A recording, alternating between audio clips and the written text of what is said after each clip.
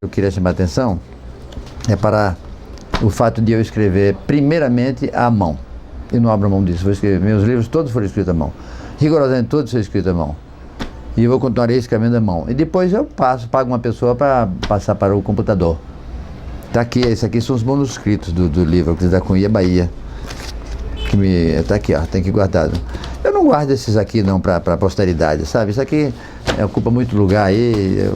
Os meus livros todos, depois eu pego isso aqui e rasgo. Isso aqui é o manuscrito, isso aqui já é a parte digitada. E esses livros aqui são mais ou menos uns 10% dos livros que eu consultei.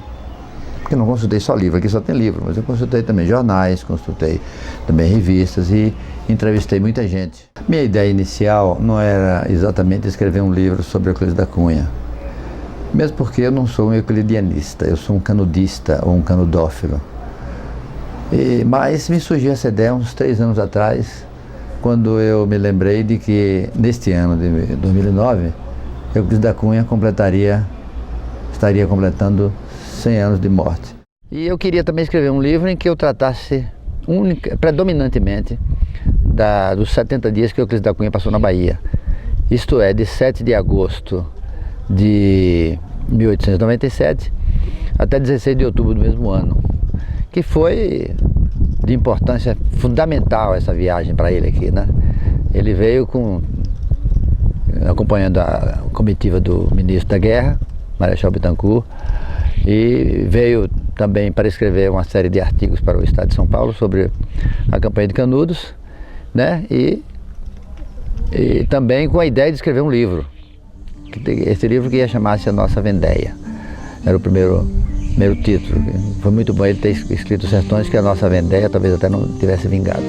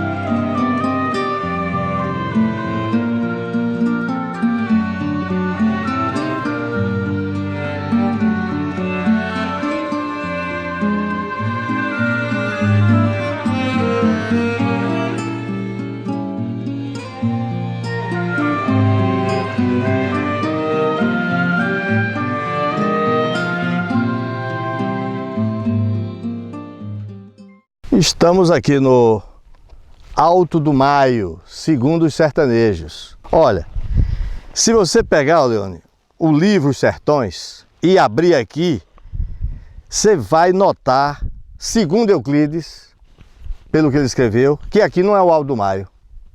É esse outro morro ao lado aqui. Não tem esse vale profundo? Sim. Seria o outro. E não esse. Na opinião do Euclides, certo? Mas eu me atenho muito à opinião dos nativos. E a opinião dos nativos, nós estamos no Alto do Maio ou Alto da Favela, a mesma coisa. Aqui nesse local teria passado Euclides da Cunha? Euclides da Cunha passou por aqui, esteve aqui? É. Olhou daqui? No dia 16 de setembro, ele sai do Riacho do Sargento, entra no Umburena e sobe um desses morros aqui para o Alto do Maio. Ele olhou daqui por volta de, não me lembro bem, meio-dia ou 2 horas da tarde. Ele chega aqui e olha para Canudos e vê Canudos daqui. É a primeira vez que ele vê Canudos daqui do alto. Aqui. Que aliás ele vê, mas diz que não vê. Ele diz isso, Canudos está ali, mas você não vê nada. Canudos se confunde com a paisagem, se confunde com a casinha. Porque as casas, feitas de tijolos da própria terra, então ninguém vê.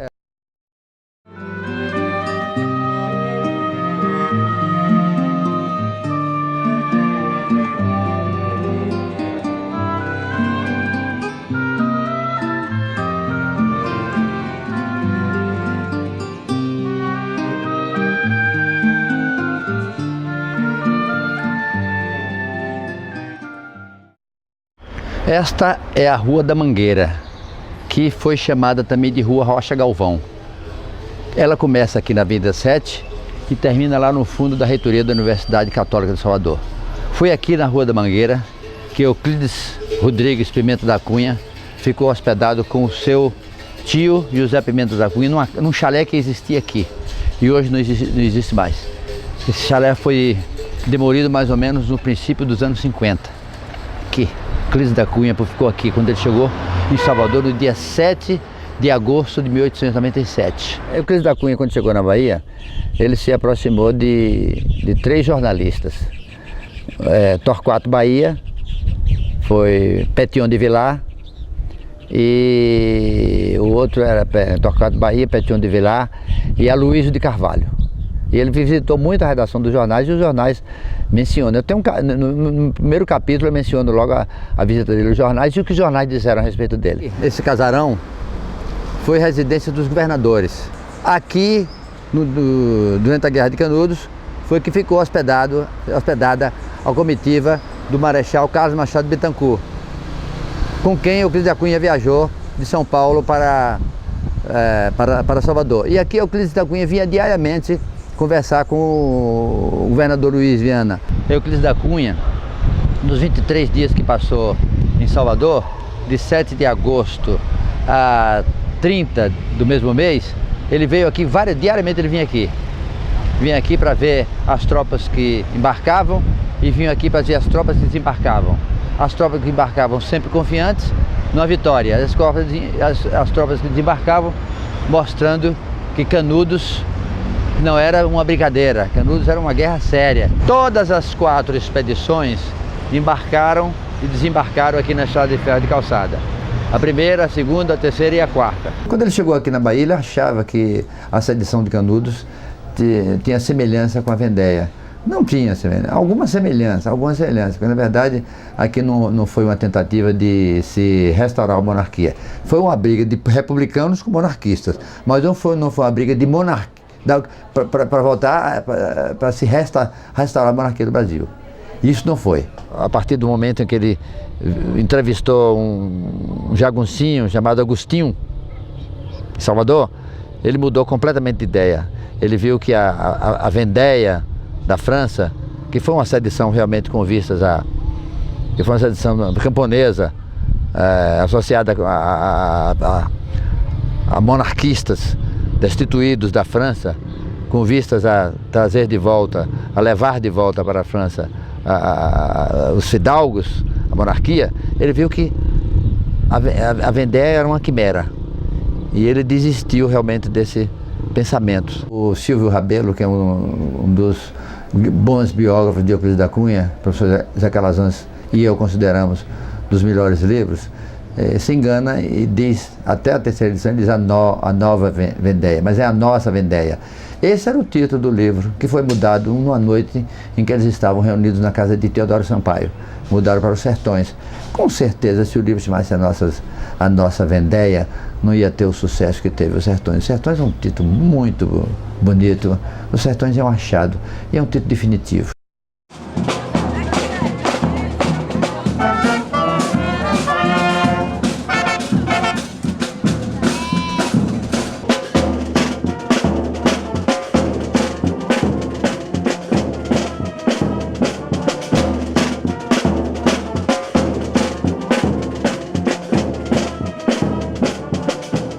Afinal de contas, Euclides esteve ou não esteve em Canudos? Em Canudos ele esteve, sim. Lógico que ele esteve em Canudos. Chegou aqui em Canudos no dia 16, ficou até o dia 3 de outubro. Mas a dúvida que se pairou sobre ele ter estado em Canudos ou não, foi resolvida pelo nosso professor Zé Calazans quando Gilberto Amado levantou essa hipótese de ele não ter estado em Canudos, né? Porque através da informação do Tenente Coronel Siqueira de Menezes. Sim, que na época era presidente de Sergipe. Era presidente de Sergipe, Gilberto Amado foi lá pedir um apoio político a eles, aí para agradar Siqueira de Menezes, disse, estou diante do olhar de uma expedição, descrito nos sertões e tudo mais.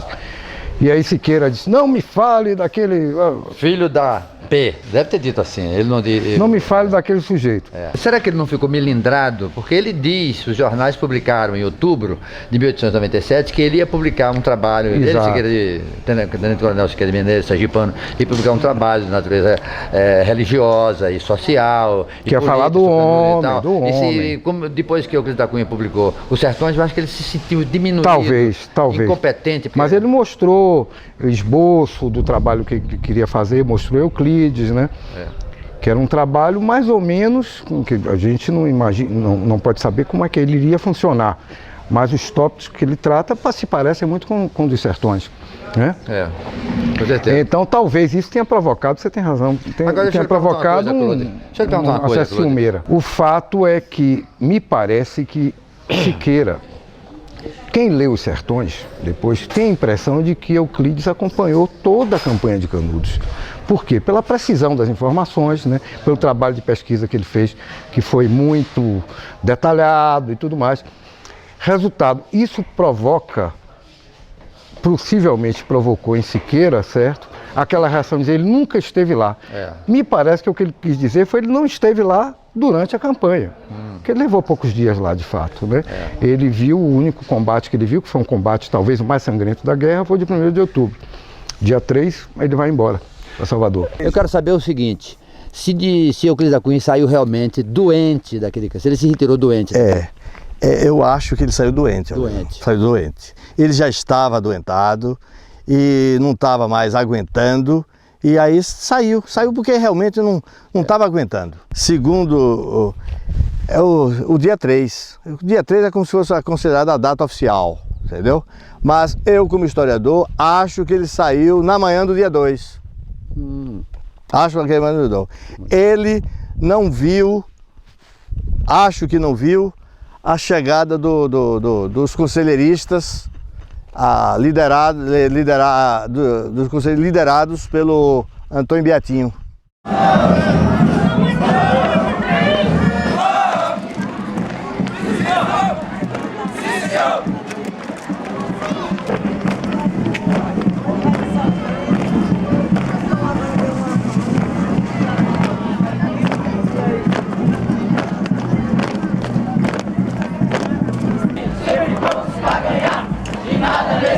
Pode nos atrapalhar.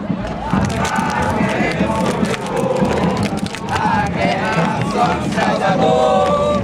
Porém, se a almada for um dia ultrajar, lutaremos sem temor.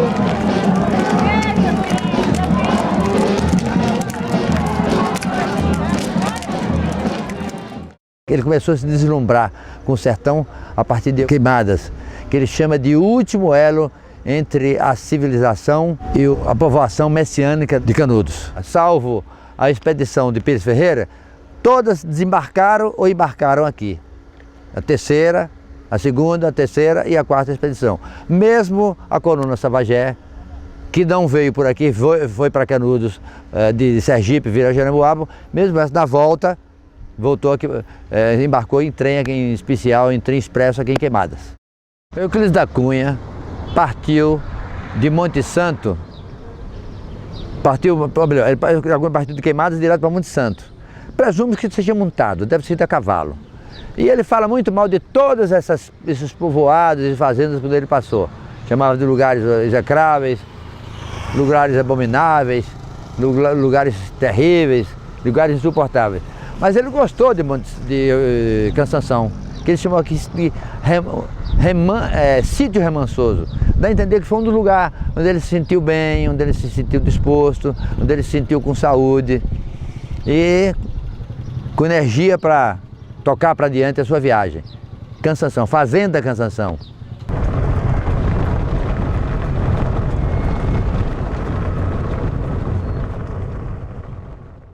Foi aqui que Euclides da Cunha deu início à sua caminhada, que o levou do sopé dessa montanha até lá Santa Cruz do Monte Santo. Ele passou por essa via sacra que tem 3 quilômetros de comprimento, serra acima, e onde se encontram as 25 capelas. Ele se refere a isso tanto na Diário de uma Expedição quanto em Os Sertões. Ele subiu aqui na companhia de Alfredo Silva, na companhia de mais alguns amigos. E ficou entusiasmadíssimo com isso, se refere assim com muito carinho, com muita coisa. Talvez fosse já um princípio de reconciliação com Monte Santo, que ele chamou de lugar repugnante. Foram criadas, durante a Guerra de Canudos, 2 bases de operação para dar apoio logístico, tático e estratégico aos republicanos, né, às forças legais. Uma delas foi queimada e a segunda foi Monte Santo, aqui onde nós estamos. E aqui o Marechal Bittencourt esteve aqui o Marechal Bittencourt. Ficou hospedado aqui porque ele instalou o seu gabinete aqui. E Euclides da Cunha chegou aqui no dia 6 de setembro de 1897, aqui ficou uma semana e daqui ele foi para Canudos. Supondo-se que ele tivesse vivido na época da Guerra de Canudos e estivesse lá na segunda base de operações, Monte Santo, e se batesse com Euclides da Cunha assim: Dr. Risodalvo, eu sei que você quer me entrevistar, como eu estou muito ocupado, eu vou lhe dar a oportunidade de fazer 3 perguntas. Pode fazer. Primeiro, a que fato você atribui a razão efetiva desta Guerra de Canudos? Acha uma guerra necessária, justa ou injusta? Perfeitamente. Primeira Outra pergunta. Segunda pergunta. Você está aqui como representante do jornal Estado de São Paulo, correspondente do Estado de São Paulo. Você vai realmente refletir a opinião do Estado de São Paulo, um jornal conservador, que naturalmente vai refletir o pensamento das forças oficiais, ou representar o pensamento dos jagunços, dos seguidores de Conselheiro? Perfeitamente. Boa pergunta. Terceira e última pergunta. Meu caro Euclides da Cunha, você tem a ideia ou a vontade de não só reportar esses fatos para o jornal Estado de São Paulo, mas escrever uma obra que venha marcar futuramente a história da Guerra de Canudos? Depois que ele deixou a Bahia, né, em outubro de 1897, ele levou mais 87, 89, 90, 91, levou mais 4 anos para publicar o livro, né? O livro foi publicado exatamente no dia 2 de dezembro de 1902. O embrião do livro já estava aqui na Bahia.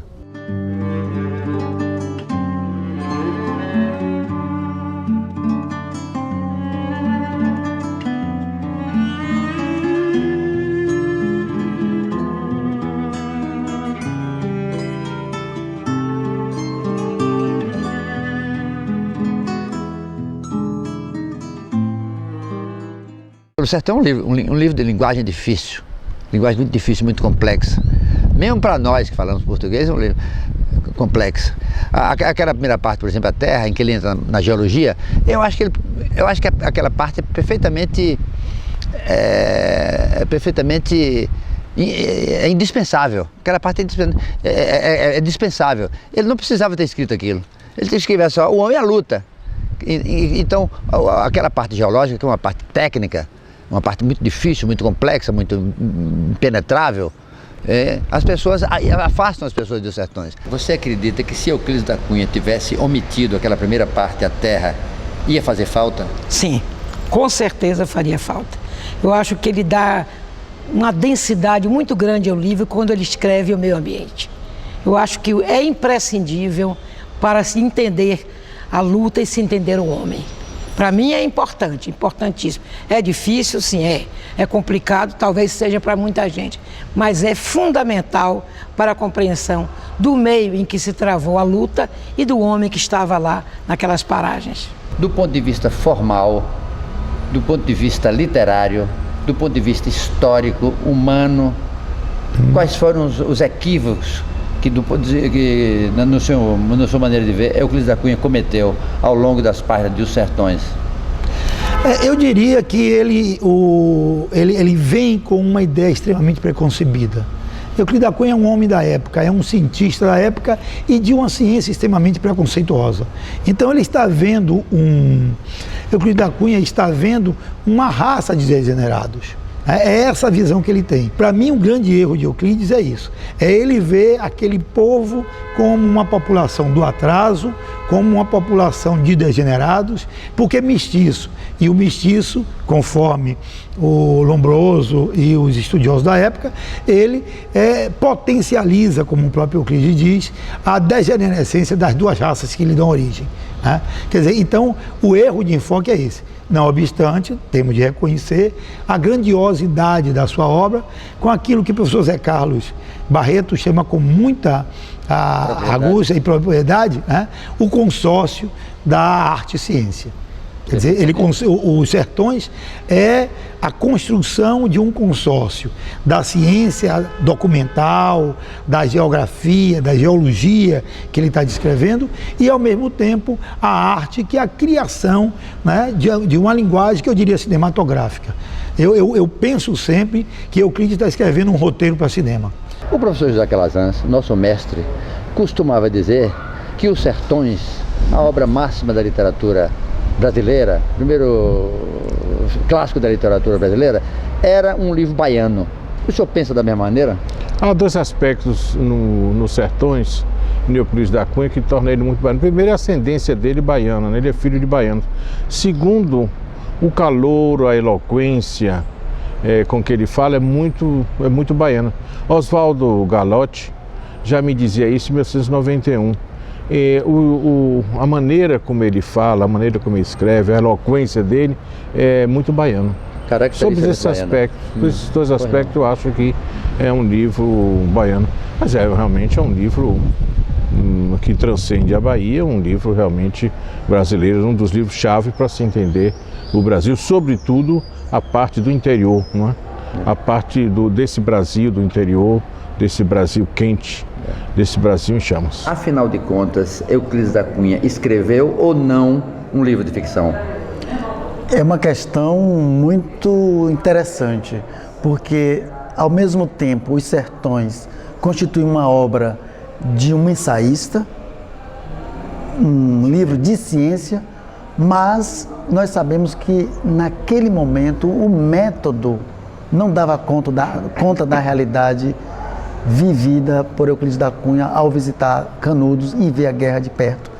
E quando o método falhou, porque não dava conta da realidade observada, Euclides emergiu como um grande ficcionista. Não no sentido de fingir a realidade, mas de usar a linguagem para além dos fatos e constituir, portanto, um discurso que vai além da realidade observada para registrar as suas impressões e dar o seu testemunho sobre aquele fato histórico. Uma obra jornalística que extrapolou o objetivo de fazer realmente uma reportagem jornalística, por causa do estilo de Euclides. Estilo que ninguém superou e ninguém fez igual. É um livro seminal, importantíssimo, porque nele estão contidos muitos livros que foram escritos e muitos livros que ainda serão escritos. É um legado formidável da cultura, não apenas brasileira, mas da cultura universal. Eu diria que continuo a achar que Os Sertões é o maior livro brasileiro, até hoje. Nenhum livro para mim supera Os Sertões. Sou fã de Machado de Assis, leio Machado de Assis, conheço a obra dele, acho que ele também é o maior escritor brasileiro, mas o livro Os Sertões, para mim, é o grande livro brasileiro. Eu acho que Os Sertões é uma resposta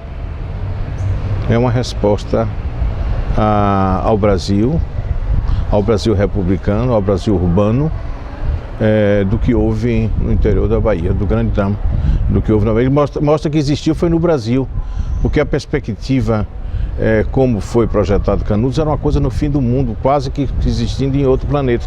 Ele mostra não, que foi aqui no interior, no coração da Bahia, no coração do Brasil, que existiu. Portanto, essa aproximação dele, de Canudos com a Bahia e com o Brasil.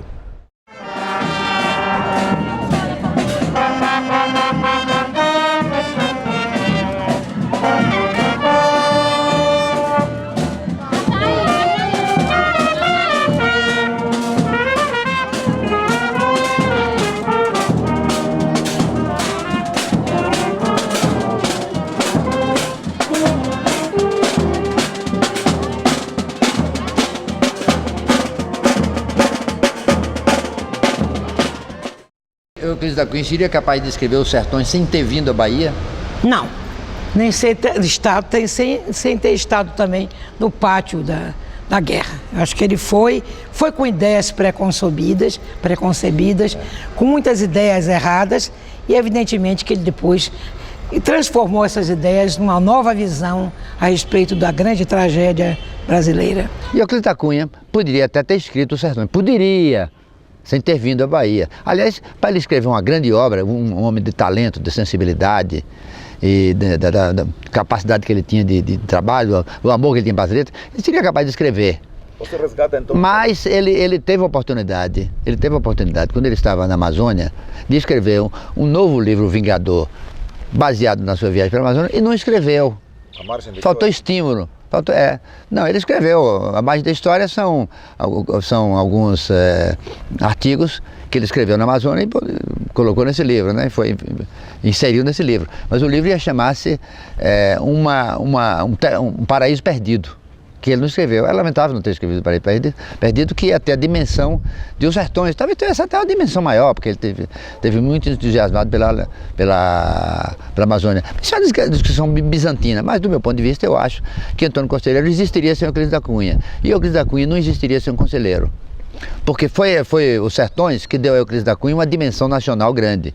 E graças aos Sertões é que ele foi para a Amazônia. Senão ele teria ficado restrito aos artigos do Estado de São Paulo e mais alguns livros, lá alguns artigos escritos para os jornais que ele depois transformaria em livro. Mas eu acho que Antônio Conselheiro tem uma importância muito grande, uma importância fundamental na vida de Euclides da Cunha. Eu sempre faço a seguinte pergunta: e se não fosse Euclides da Cunha, o que seria de Canudos?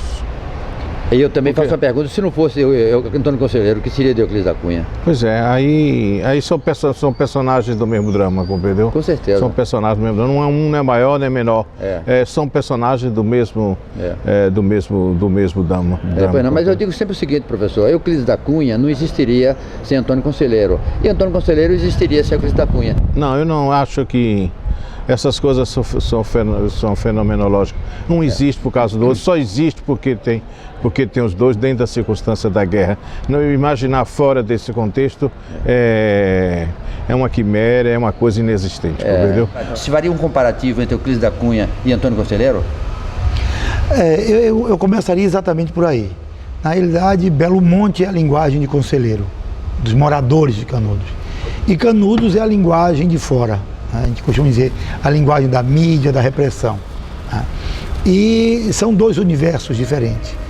Esse conflito, esse confronto, se dá em Canudos e ele tem exatamente dois grandes protagonistas. Um é o de fora, o que vai escrever sobre Canudos, que é Euclides da Cunha, e o outro é o interno, é o construtor do Belo Monte, que é Antônio Conselheiro. Irmão Antônio. Então, a partir daí, eu costumo dizer que nós temos esses universos em confronto. É o universo litorâneo, da racionalidade cientificista, do letramento, da escrita. E lá dentro nós temos o universo da religiosidade, da oralidade, do improviso, da sensibilidade. Então esses dois personagens são significativos desses dois universos. A vinda de Euclides da Cunha para a Bahia foi muitíssimamente importante para ele. Mais importante é a vinda para a Bahia do que a ida dele para a Amazônia. Porque a vinda dele para a Bahia redundou nos sertões, que segundo o professor Zé Calazans, com quem eu concordo, o sertão é um livro baiano. Porque Euclides era baiano, apesar de não ter nascido na Bahia, mas o pai era baiano, a família era baiana, o livro dele é um livro baiano, os personagens dos sertões são baianos, Jagunço é baiano, o Aboio, o estouro da boiada, tudo acontece na Bahia, então é um livro baiano de todos os pontos de vista. Então aqui na Bahia foi de fundamental importância na vida dele, porque ele redundou em Os Sertões.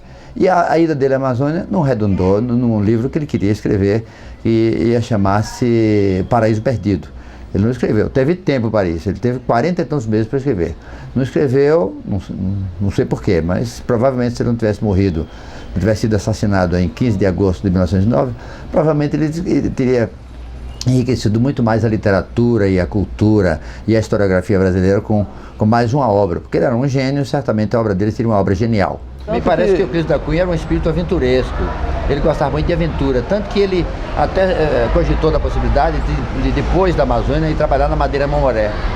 Ele fala sempre dessa perspectiva dele de buscar o interior, né? O que ele chama, de alguma forma metafórica, do meu encontro com o deserto, né? E lembrando que quando Euclides fala em deserto, ele está usando um conceito próprio, o deserto de civilização, né? E a Amazônia para ele era também esse encontro com o deserto. Perfeitamente. E onde ele vai encontrar o seu personagem principal, que é o sertanejo. Na verdade, ele, ao se deslocar para o Acre, ele vai encontrar no Acre o sertanejo do Ceará, que havia ocupado o Acre e que era responsável por aquele processo de colonização do Acre. Perfeitamente. Então, agora, já que nós estamos na Amazônia, eu lhe pergunto, por que ele não escreveu um segundo livro, Vingador, que ele chegou inclusive a dar título, Um Paraíso Perdido. Por que ele não escreveu esse livro? Porque ele teve tempo. Ele teve tempo para escrever. O principal motivo é porque ele morreu. Fora disso, as condições objetivas para a construção do livro eram um pouco diferentes da quando ele construiu Os Sertões.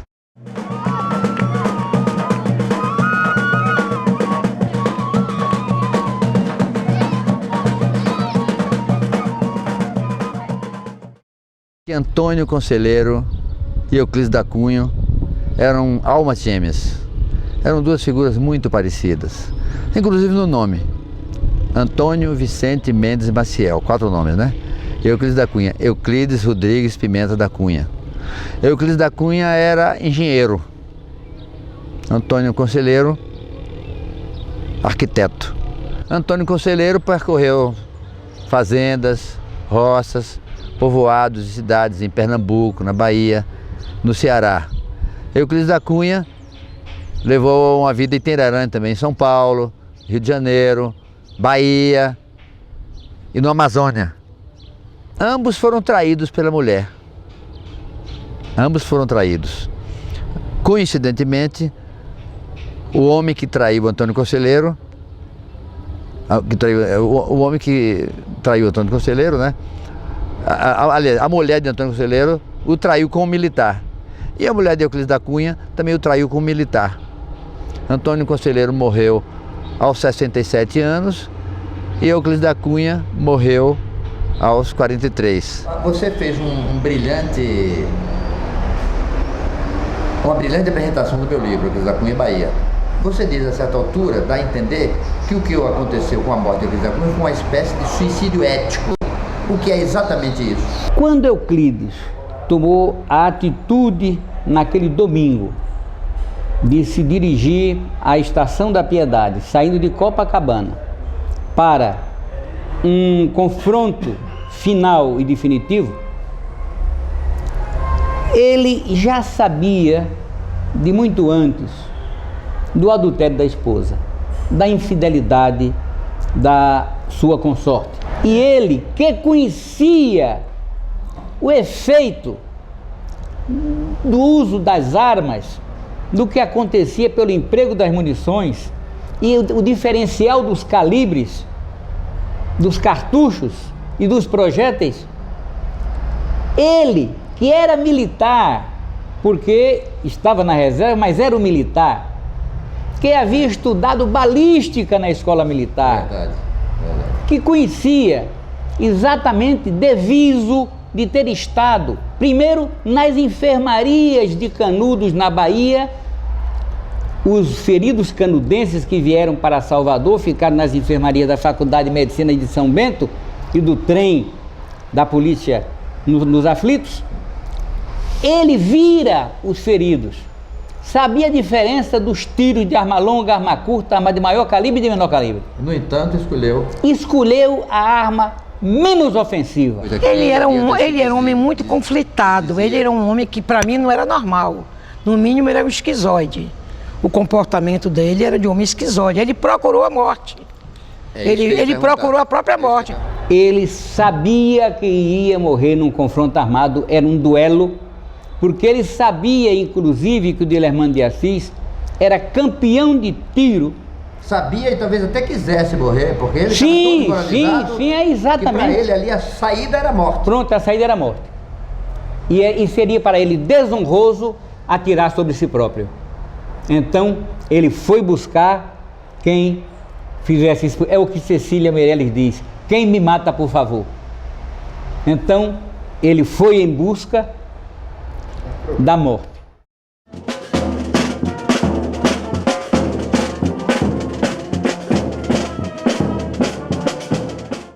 No ensaio Euclides da Cunha e a Bahia, eu estou me insurgindo contra essa afirmativa que Euclides faz num texto que ele chama de, que ele dá o título de Canudos não se rendeu.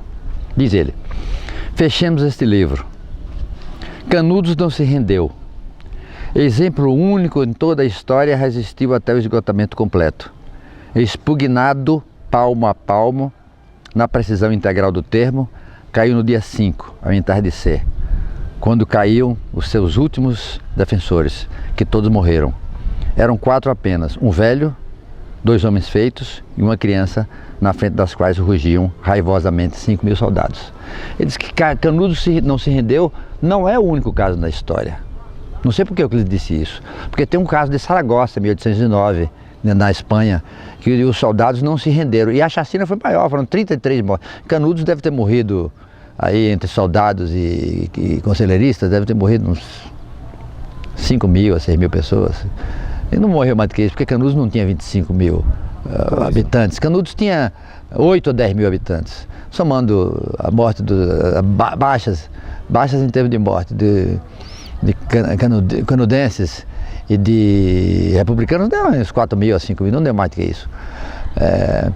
Então, o caso de Saragossa, tem o caso de Saragossa, que não se rendeu, foram 33.000 mortos, foi uma chacina terrível, feita por Napoleão.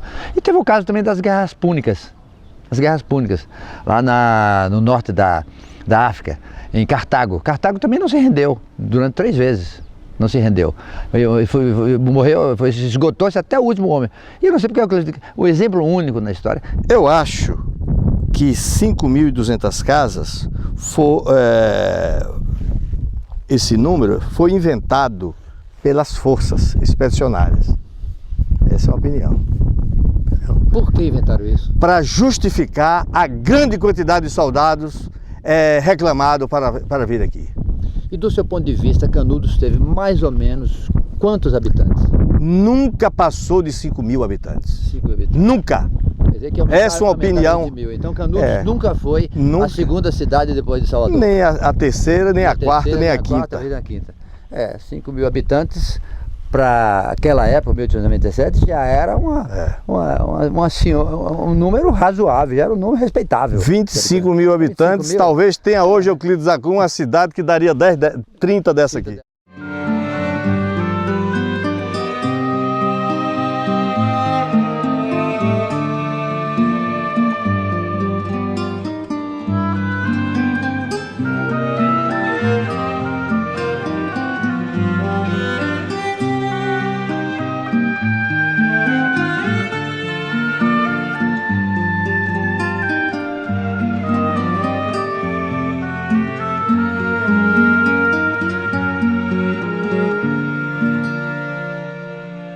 Nina Rodrigues disse que Antônio Conselheiro era louco, era um louco, e que Canudos era uma sociedade, como é que ele chama, de anormal, não é esse termo que ele usa não. É comunidade anormal. Coletividade anormal. Você concorda com isso? Não, isso é puro preconceito, né? Vendo os dados que ele está levantando, as medidas dele estão apontando, e ele escreve isso, é um crânio normal, mas a degenerescência da raça, aí ele sai por aquilo que fica muito do plano da subjetividade.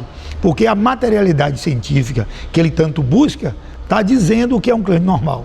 Né? É isso que está anotado. Agora, o que precisava, e aí Euclides cai nesse, vamos chamar de equívoco da época, né? Nesse desvio científico da época, é preciso se justificar a prioristicamente o massacre, a morte, a carnificina e a extinção daquela população que está construindo uma alternativa nova de vida, nova no sentido do Império e da República, porque está remetendo ao cristianismo primitivo, as comunidades, né?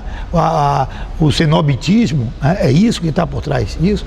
É por isso que eu ouso chamar, como fiz no filme de Antônio Olavo, de socialista, não socialista no sentido da linearidade, do marxista, leninista, evolutiva, mas socialista na perspectiva das sociedades primitivas que têm a partilha como objetivo. Solidárias, né?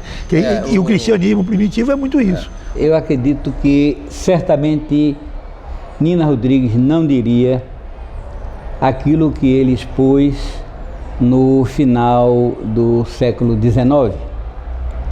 Há, portanto, 110 anos, ele teria pensado diferente hoje.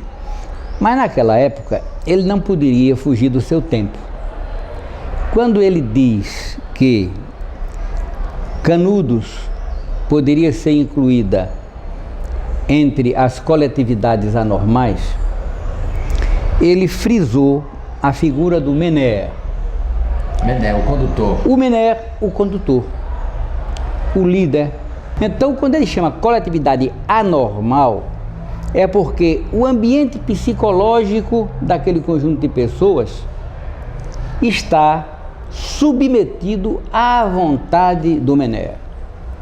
Ele coloca que em Canudos houve esta forma de ação psicológica. E todo Mené precisa de ter uma motivação. No caso de Canudos, a motivação foi religiosa. Você acha que Canudos foi uma sociedade sebastianista, que Antônio Conselheiro, nos seus sermões, nos seus conselhos, ele invocava a imagem de Dom Sebastião como aquele que ia descer, sair do mar, vir dos céus para impor uma nova ordem em Canudos? Não. Marco Antônio Villa, ele tem um trabalho, um anexo àquele livro Canudos, o Povo da Terra, que ele toca bem nessa questão, né? Ele fez levantamento de batismo, aparece 4 ou 5 Sebastião, né? Não é Antônio, sim, né? Se dizer que é uma sociedade antonista, aí o padroeiro de Canudos até hoje, o santo da devoção de Conselheiro, que é Antônio. Quer dizer que ele nunca falou de Dom Sebastião, né? Não há registro disso, né? Na realidade é uma quadra que aparece lá e que foi tomada, foi registrada por Euclides, Calazans pegou e aí correu o mundo, né? Na realidade, Conselheiro é um homem muito prático. Conselheiro é um reformador do mundo que ele está vendo. Ele é um taumaturgo nesse sentido. Calazans prefere chamar de santo, né? Mas ele é um homem que está transformando uma realidade muito objetiva. E, obviamente, o Conselheiro não é um homem não é um tópico no sentido de imaginar uma nova sociedade.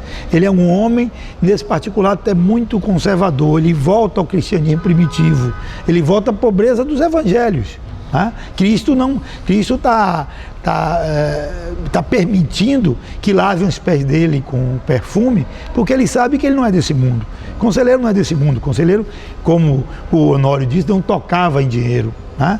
Ele é um homem de uma preocupação muito prática com a vida, com os conselhos, com a construção de uma sociedade muito pautada numa realidade. Supondo-se que eu, Oleone Coelho Fontes, tivesse tido o prazer de conhecer Euclides Rodrigues Pimenta da Cunha em vida, eu ia dizer a ele o seguinte: você, os sertões do Brasil, particularmente os sertões do Nordeste, da Bahia, muito lhe devem, porque você foi o grande divulgador dos sertões. Mas os sertões também lhe deu material para você ser um grande homem, para você ser o gênio que foi. Entendeu? Lamento muito que você tenha morrido há 100 anos atrás. Mas, por outro lado, eu gostei que você tivesse morrido, porque o fato de você ter morrido, isso criou em você um mito, fez de você um mito, fez de você um homem maior ainda do que você era. E por isso, a repercussão mundial que teve da sua morte e a repercussão que teve, por conseguinte, do livro que você escreveu. Viu? Eu estou feliz da vida em encontrar Euclides da Cunha, sempre depois de morte. E Saninha, é uma pena que tenha acontecido isso, mas nem todo mal é mal. Se Euclides da Cunha não tivesse tentado assassinar o Guilherme de Assis, provavelmente ele não teria se transformado no mito. Euclides da Cunha é um dos escritores brasileiros que tem o maior número de livros reeditados. A sua obra, Os Sertões, já foi reeditada no Brasil, tem mais de 100 edições. E, no entanto, é pouco conhecido. É muito pouco conhecido.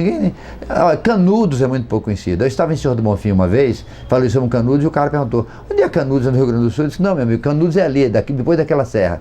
Então não se conhece. O Brasil não conhece o Brasil. Você não sabe de que modo melancólico disso. O Brasil não conhece o Brasil. Nós temos hoje 190 milhões de habitantes. Eu não sei se 2% da população brasileira lê Os Sertões. E quero dizer aqui que quem não leu O Sertão não conhece o Brasil.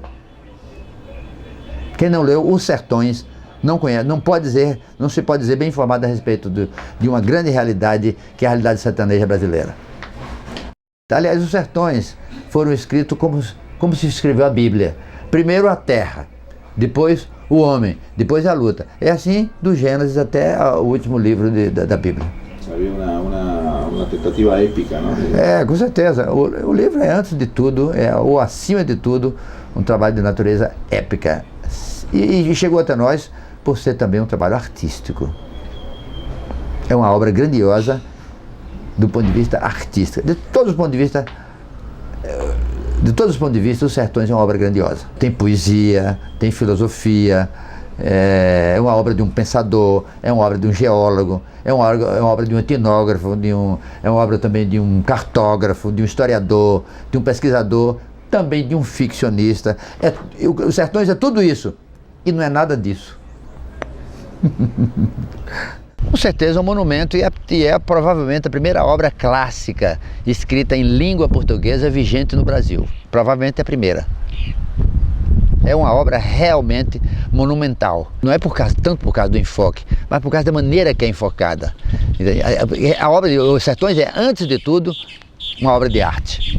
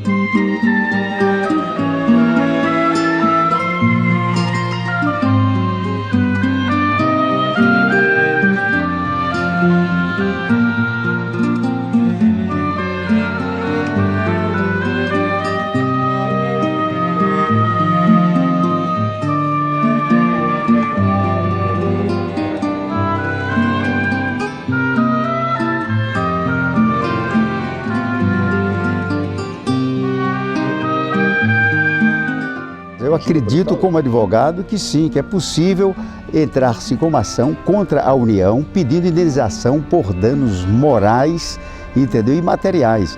Que na realidade o que houve em Canudos foi um verdadeiro genocídio, foi assassinato em massa feita pelas forças oficiais que vieram combater pobres homens, trabalhadores que viviam num regime, pode-se dizer, socialista, que só faziam rezar e trabalhar para se manter. Sob a liderança do grande Antônio Conselheiro, a quem eu coloco o nome de o Jesus Cristo do Sertão.